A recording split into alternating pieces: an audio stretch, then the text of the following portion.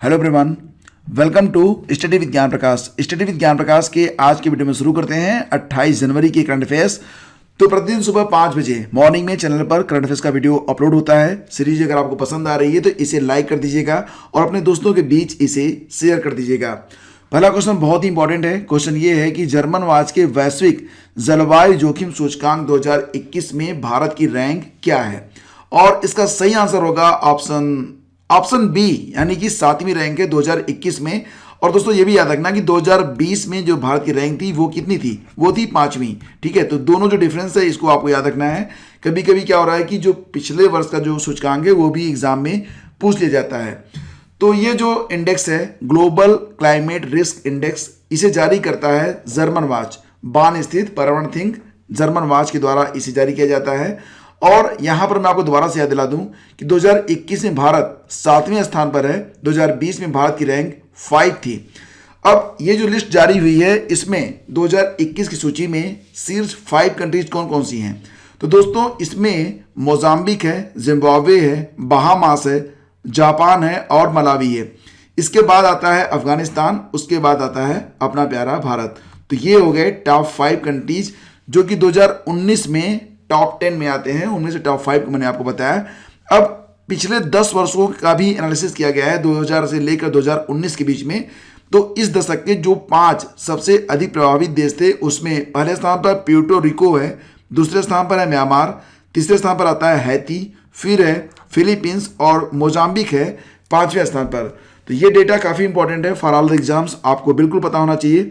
अगला क्वेश्चन आपसे ये कह रहा है कि लड़ाकू विमानों के उतरने और उड़ने यानी कि टेक ऑफ के लिए 2 एक्सप्रेसवे हवाई पट्टी बनाने वाला राज्य कौन सा है? 2 एक्सप्रेसवे हवाई पट्टी बनाने वाला राज्य है ऑप्शन बी, यानी कि उत्तर प्रदेश में 2 हवाई पट्टी एक्सप्रेसवे बनाए गए हैं। तो दोस्तों यहां पर मैं आपको बताना चाहूंगा कि उत्तर प्रदेश में पूर्वांचल एक्सप्रेसवे पर कुरीभर के पास नई 3300 मीटर लंबी हवाई पट्टी बनाई गई है। उत्तर प्रदेश पहला राज्य है जिसके पास एक्सप्रेसवे पर 2 हवाई पट्टी है। उत्तर प्रदेश में लखनऊ आगरा एक्सप्रेसवे पर 1 हवाई पट्टी पहले से है, ठीक है, और दूसरी बनाई जा रही है कहां पर? कुरीभर के पास में। तो ये आपको बिल्कुल याद रखना है, काफी इंपॉर्टेंट क्वेश्चन। अगला क्वेश्चन ये कहता है कि त्रिकोणीय सेवा संयुक्त युद्धाभ्यास MP मैक्स 21 ये कहां पर आयोजित किया गया है? MP max 21। तो दोस्तों इसका आयोजन हो रहा है ऑप्शन ए, यानी कि अंडमान निकोबार द्वीप समूह पर इसका आयोजन किया जा रहा है। तो सही जवाब ऑप्शन ए होगा। अब यहां पर 21 जनवरी से लेकर 25 जनवरी 2021 तक अंडमान और निकोबार द्वीप समूह में बड़े पैमाने पर सेना के तीनों अंगों का संयुक्त जल थल नभ युद्धाभ्यास, जिसको नाम दिया गया है MP मैक्स 21 का आयोजन किया गया था। इस अभ्यास में नौसेना के जहाजों, जमीन, हवा और पानी तीनों के युद्ध में प्रवीण सैनिकों और वायुसेना के विभिन्न प्रकार के विमानों की भागीदारी इसमें शामिल थी। इस युद्धाभ्यास का उद्देश्य अपने द्वीप क्षेत्रों की क्षेत्रीय अखंडता की रक्षा के लिए भारत की क्षमताओं का सत्यापन करना था। इसमें सेना के तीनों अंगों के बीच परिचालन, तालमेल और संयुक्त रूप से युद्ध लड़ने की क्षमताओं को बढ़ाने का उद्देश्य भी शामिल था। अंडमान और निकोबार द्वीप समूह की रक्षा के लिए कवच युद्धाभ्यास भी MPAX 21 के रूप में ही आयोजित किया गया था।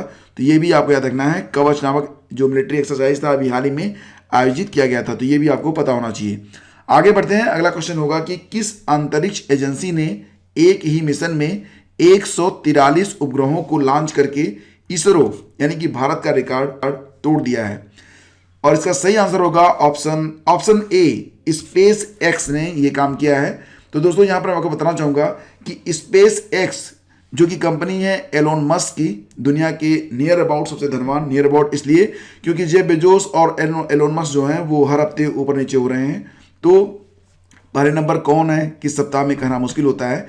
तो एलोन मस्क की कंपनी है स्पेस एक्स, इसने एक साथ 143 उपग्रहों को लॉन्च किया है 9 रॉकेट से, फाल्कन 9 रॉकेट से, ठीक है। जो रॉकेट का नाम था वो फाल्कन 9 है, जिससे 143 उपग्रहों को लॉन्च किया गया है। नए रिकॉर्ड के साथ स्पेस एक्स ने भारतीय अंतरिक्ष अनुसंधान संगठन यानी कि इसरो के रिकॉर्ड को तोड़ दिया है। फरवरी 2017 में एक ही लॉन्च में 104 उपग्रहों को अंतरिक्ष में तैनात किया था इसरो ने। तो अब जो है एक ही लॉन्च में 143 उपग्रहों को लॉन्च किया है। किसने? एलोन मस्क की कंपनी स्पेस एक्स ने। और जो रॉकेट था उसका नाम है फाल्कन 9। ठीक है, लॉन्च का उद्देश्य क्या है? तो स्पेस एक्स ने 2021 के अंत तक दुनिया भर में लगभग वैश्विक ब्रॉडबैंड इंटरनेट कवरेज प्रदान करने के उद्देश्य से इन उपग्रहों को लॉन्च किया है। अगला क्वेश्चन देखिए, बहुत ही इंपॉर्टेंट है। भारत ने वर्ष 2021 में कितने लोगों को पद्म पुरस्कारों से सम्मानित किया है? दोस्तों, जो पद्म पुरस्कार होते हैं इसकी 3 कैटेगरीज होती हैं। फिलहाल आपको यह पता होना चाहिए कि 2021 में कुल मिला के 119 लोगों को, ऑप्शन सी हमारा बिल्कुल यहां पर करेक्ट है, तो 119 लोगों को पद्म पुरस्कार दिए गए हैं। तो इस पुरस्कार के तहत किसी खास क्षेत्र में विशेष योगदान देने वाले नागरिकों को 3 श्रेणियों, पद्म विभूषण, दूसरा होता है पद्म भूषण और तीसरा पद्मश्री से सम्मानित किया जाता है। जापान के पूर्व प्रधानमंत्री शिंजो आबे, बाल सुब्रमण्यम मरणोपरांत, सैन्य कलाकार सुदर्शन साहू, पुरातत्वविद बीबी लाल को पद्म विभूषण से सम्मानित किया गया है। इस साल 7 हस्तियों को दिया गया है पद्म विभूषण, 10 को दिया गया पद्म भूषण और 102 को दिया गया है पद्मश्री। तो ये भी आपको याद रखना है। 2021 में भारत रत्न के लिए किसी को भी नहीं चुना गया। ठीक है, तो पद्म भूषण पाने वाले जो 7 लोग हैं उनमें हैं शिंजो आबे, जनसेवा के लिए जापान के रहने वाले हैं। एसपी बाला सुब्रमण्यम मरणोपरांत, कला क्षेत्र में संगीतकार थे ये और गीतकार भी थे, तमिलनाडु के रहने वाले। डॉक्टर बेल्ले मोनप्पा हेगड़े, चिकित्सा क्षेत्र तमिलनाडु। नरिंदर सिंह कपानी, विज्ञान और प्रौद्योगिकी यूएसए। मौलाना वहीदुद्दीन खान, अध्यात्म दिल्ली। वीवी लाल, पुरातत्व दिल्ली। सुदर्शन साहू, कला ओडिशा। तो ये 7 लोग हैं जिनको पद्म भूषण दिया गया। अब यहां पर मैं आपको बता दूं कि कृष्णन नायर शांत कुमारी, कला क्षेत्र में केरल की रहने वाली, इनको मिला है पद्म विभूषण। तो पद्म भूषण किसको मिला है? पद्म विभूषण मिला है कृष्णन नायर शांता कुमारी को। तरुण गोगोई मरणोपरांत, जनसेवा के लिए असम के रहने वाले थे। चंद्रशेखर कंबारा, साहित्य और शिक्षा, कर्नाटक रहने वाले। सुमित्रा महाजन, जनसेवा, मध्य प्रदेश। नृपेंद्र मिश्र, लोक सेवा, उत्तर प्रदेश। रामविलास पासवान, जनसेवा, बिहार। केशुभाई पटेल, कल्बे सादिक। रजनीकांत देवदास राफ और तरलोचन सिंह। तो ये लोग हैं जिन्हें पद्म भूषण मिला है। इसके अलावा 102 लोगों को पद्मश्री से सम्मानित किया गया है। तो कुल मिला के 119 लोगों को पद्म पुरस्कारों से सम्मानित किया गया है वर्ष 2021 में। और 2021 में किसी को भी भारत रत्न नहीं दिया गया है। हाल ही में कर्नल विकुमल्ला संतोष बाबू को मरणोपरांत कौन सा वीरता पदक दिया गया है? तो दोस्तों, यहां पर जो वीरता पदक दिया गया है कर्नल विकुमल्ला संतोष बाबू जी को, वो है ऑप्शन सी, महावीर चक्र दिया गया है। ठीक है, तो ये आपको बिल्कुल याद रखना है। तो लद्दाख की गलवान घाटी में बीते वर्ष चीनी सैनिकों से बहादुरी से लड़ते हुए शहीद कर्नल संतोष बाबू को महावीर चक्र से नवाजा गया है। उनके अलावा गलवान में चीनी सैनिकों को मुंहतोड़ जवाब देने वाले 20 अन्य भारतीय वीरों का भी सम्मान हुआ है। संतोष बाबू के साथ 5 अन्य सैनिकों को मरणोपरांत वीर चक्र दिया गया है, जिसमें नायब सूबेदार नुडूराम सोरेन, हवलदार के पिलानी, हवलदार तेजेंद्र सिंह, नायक दीपक सिंह और सिपाही गुरतेज सिंह को गलवान घाटी के लिए वीरता मेडल दिया गया है। वहीं 14 अन्य सैनिकों को सेना मेडल दिया गया है।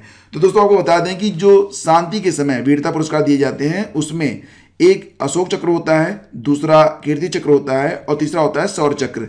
ये पीस टाइम गैलेंट्री अवार्ड्स हैं। और वार टाइम गैलेंट्री अवार्ड्स होते हैं परमवीर चक्र सर्वोच्च, उसके बाद आता है महावीर चक्र, उसके बाद आता है वीर चक्र। तो ये तीनों जो होते हैं ये वार टाइम गैलेंट्री अवार्ड्स हैं। तो यहाँ पर संतोष बाबू जी को दिया गया है महावीर चक्र। हालांकि ये जो गलवान का युद्ध था वो घोषित युद्ध नहीं था, लेकिन वहाँ पर स्थिति जो थी वो युद्ध से कम भी नहीं थी, इसीलिए यहाँ पर जो संतोष बाबू जी हैं, कर्नल विकुमल्ला संतोष बाबू, इनको जो है महावीर चक्र से सम्मानित किया गया। आगे बढ़ते हैं फ्रेंड्स, अब बारी है क्वेश्चन नंबर 27 की। तो यहाँ पर बहुत सारे लोगों ने बिल्कुल सही आंसर दिया है, लेकिन यहाँ पर मैं आज मेंशन कर रहा हूँ सोनी सिंह का जो आंसर है, इन्होंने भी काफ़ी अच्छा लिखा है। तो दोस्तों, क्वेश्चन था कि निम्नलिखित में से किस विदेशी यात्री ने भारत का दौरा सबसे पहले किया था? तो आपको बता दें यहाँ पर सबसे पहले दौरा किया था मेगास्थनीज ने। ऑप्शन बी इसका बिल्कुल करेक्ट है। तो यहाँ पर मैं आपको बताना चाहूँगा मेगास्थनीज ये आया था चंद्रगुप्त मौर्य के दरबार में 305 ईसा पूर्व में। फायान आया था चंद्रगुप्त द्वितीय के दरबार में 399 से 414 ईस्वी के बीच में। वेनसांग आया था हर्षवर्धन के शासनकाल में 629 से 643 ईस्वी। और इत्सिंग आया था 675 ईस्वी में नालंदा विश्वविद्यालय में। उसने 10 वर्ष तक अध्ययन और अध्यापन का कार्य किया था। अब बारी है क्वेश्चन नंबर 28 की। क्वेश्चन ये है कि the term butterfly stroke is associated with. Butterfly stroke शब्द किससे संबंधित है, किस खेल से संबंधित है? रेसलिंग या फिर बॉक्सिंग या फिर कबड्डी या फिर स्विमिंग। तो जो भी इसका सही आंसर है वो आपको कमेंट करके बताना है। चैनल पर ये जो वीडियो अपलोड होता है अगर आपको पसंद आता है तो इसे लाइक कर दीजिएगा, अपने दोस्तों के बीच इसे शेयर कर दीजिएगा। और चैनल पर अगर पहली बार हैं तो सब्सक्राइब करना बिल्कुल भी मत भूलिएगा। हम मिलेंगे आपसे अगले वीडियो में। आज्ञा दीजिए, नमस्कार, जय हिंद।